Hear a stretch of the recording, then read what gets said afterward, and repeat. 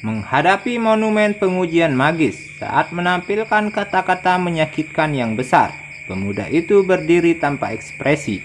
Bibir melengkung dalam senyum kecil mengejek diri sendiri. Dia dengan erat mengepalkan tinjunya, dan karena kekuatan yang digunakan, kuku-kuku jarinya yang agak tajam menggali jauh ke telapak tangannya, membawa saat-saat kesakitan yang singkat. Xiaoyan, Dou Zili tahap ketiga ranking rendah. Di samping monumen pengujian sihir, seorang pria parubaya melihat hasil di monumen dan mengumumkannya dengan suara acuh tak acuh. Segera, setelah pria parubaya itu selesai berbicara, tanpa banyak kejutan, orang-orang di alun-alun mulai ribut mengejeknya. Tahap 3, seperti yang diharapkan, jenius ini sekali lagi mundur selangkah. Sampah ini benar-benar mempermalukan seluruh klannya. Jika ayahnya bukan pimpinan klan, sampah semacam ini sudah akan dikeluarkan dari klan. Tidak ada yang akan peduli padanya, dan tidak akan ada yang namanya lintah dari rumah klan. Bagaimana mungkin jenius Wu Tancheng yang dulu terkenal menjadi seperti ini selama beberapa tahun terakhir? Siapa tahu, mungkin dia melakukan sesuatu yang tak termaafkan dan membuat para dewa marah.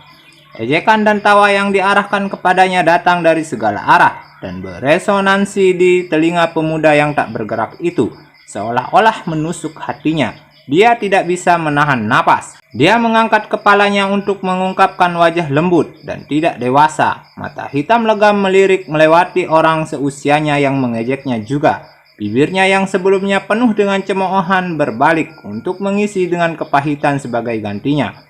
Orang-orang ini, apakah selalu sedingin ini? Atau apakah karena 3 tahun yang lalu, mereka tersenyum rendah hati untuk memberi selamat kepada saya, dan sekarang mereka ingin mengambilnya kembali? Sambil tersenyum pahit, Xiaoyan berbalik dan diam-diam berjalan kembali ke kelompok orang. Sosoknya yang kesepian tampaknya tidak dapat menyesuaikan diri dengan lingkungan sekitar. Selanjutnya, Xiaomei. Mendengar suara penguji, seorang gadis remaja dengan cepat berlari dari kerumunan. Saat dia naik ke panggung, gumaman dan diskusi mereda, dan setiap sepasang mata berapi-api terkunci di wajahnya. Gadis remaja itu tidak lebih dari 14 tahun. Meskipun kecantikannya tidak segera terlihat, wajahnya yang kekanak-kanakan yang kecil dikombinasikan dengan kepolosannya menarik perhatian penonton. Dia dengan melangkah maju dan meletakkan tangannya yang kecil di monumen batu hitam. Dia kemudian menutup matanya dengan lembut. Ketika gadis itu menutup matanya, monumen itu bersinar terang sekali lagi. Dou Zili, panggung ke-7. Xiaomai, Dou Zili, panggung ke-7 ranking tinggi. Yeay, mendengar penguji membacakan hasilnya, gadis remaja itu tersenyum bangga.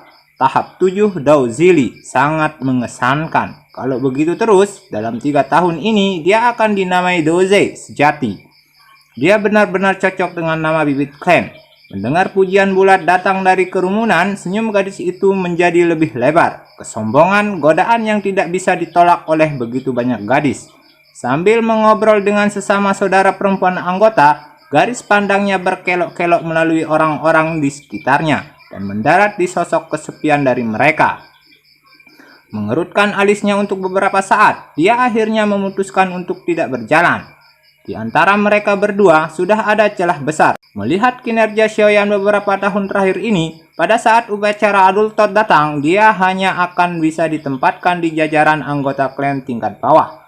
Dia, bagaimanapun dengan kecemerlangannya, akan menjadi klan yang sangat penting, dan dengan demikian dipelihara dengan baik. Tidak akan ada batasan untuk masa depannya. Desahan yang tidak bisa dijelaskan muncul darinya. Xiaomei teringat kembali pada pemuda dari 3 tahun yang lalu, penuh dengan energi dan kebanggaan. Pada usia 4, ia mulai berlatih, dan pada usia 10, ia mencapai tahap 9 Dou Zili. Pada usia 11, ia berhasil menembus penghalang Dou Zili tahap ke-10, dan berhasil membuat Dou Zili Qizu.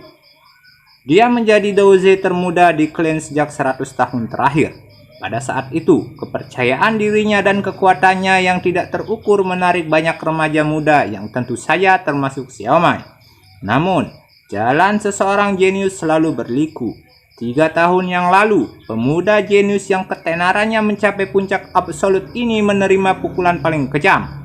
Kerja keras yang dia lakukan untuk mengakumulasi dan meringkas Daojikizu selama 10 tahun terakhir hanya dalam satu malam lenyap menjadi kehampaan.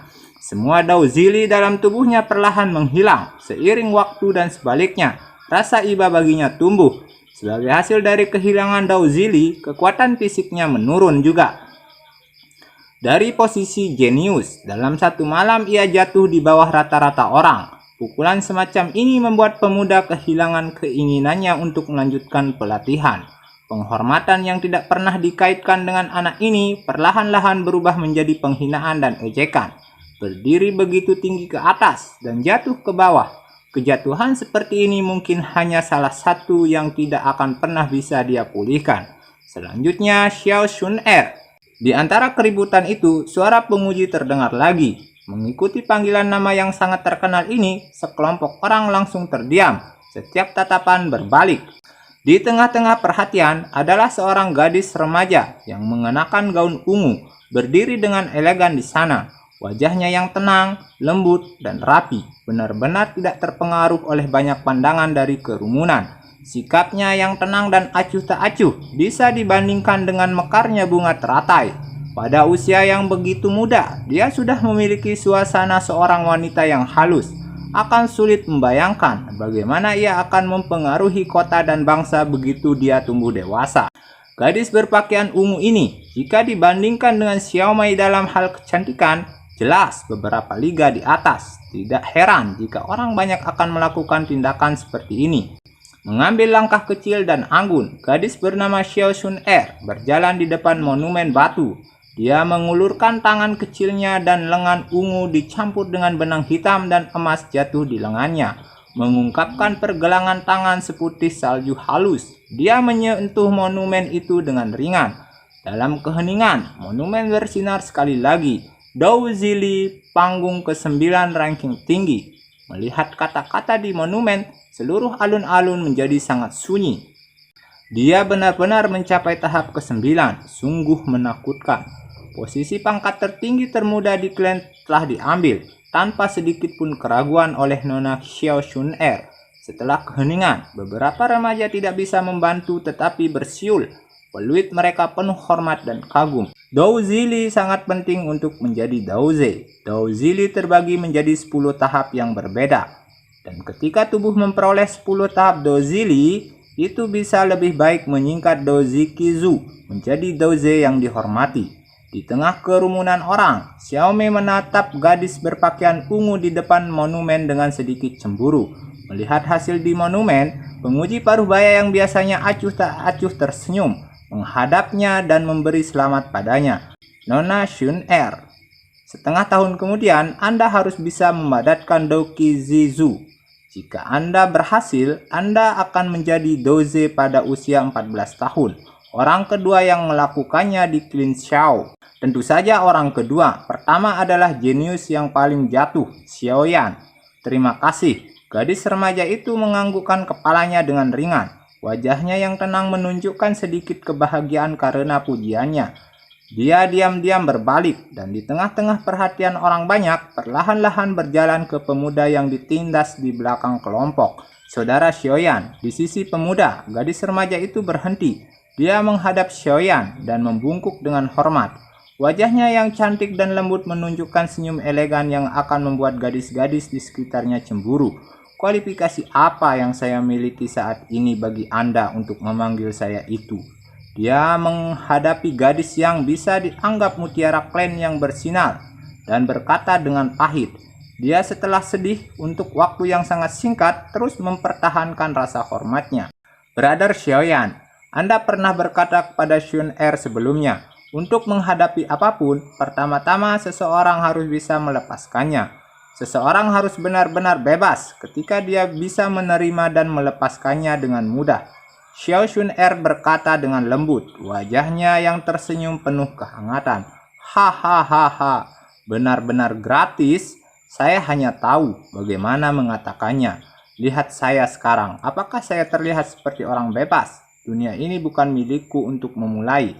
Xiaoyan menertawakan dirinya sendiri, mengatakan dengan putus asa. Menghadapi suasana hati Xiaoyan yang suram, alis halus Xiao Shun Er berkerut sedikit, dan dia berkata dengan serius, "Brother Xiaoyan, meskipun aku tidak tahu apa yang terjadi padamu, Sun Er dengan jujur percaya bahwa kamu akan berdiri lagi dan merebut kembali kejayaanmu yang hilang, dan hormat."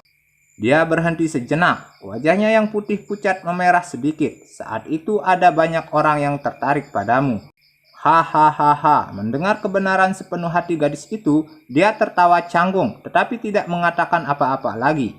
Orang lain akan terombang-ambing olehnya, tetapi dia tidak memiliki kualifikasi atau suasana hati. Sebaliknya, dia diam-diam berbalik dan berjalan menjauh dari alun-alun. Berdiri dan menghadap ke belakang, pemuda yang kesepian, dia ragu-ragu untuk beberapa saat sebelum mengejarnya dan berjalan berdampingan dengannya. Sementara itu, dari belakang peluit serigala cemburu terdengar.